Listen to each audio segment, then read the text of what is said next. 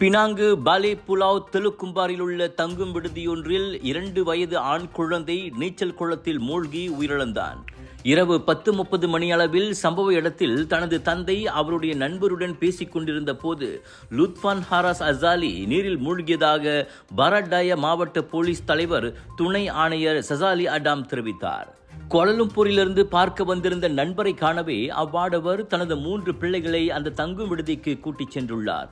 திடீரென கடைசி பையனை அறையில் காணாததை அறிந்து பதறிப்போய் தேடிய தந்தை நீச்சல் குளத்தில் சுய நினைவற்ற நிலையில் அவன் மிதந்து கொண்டிருந்தது கண்டு அதிர்ந்து போனார்.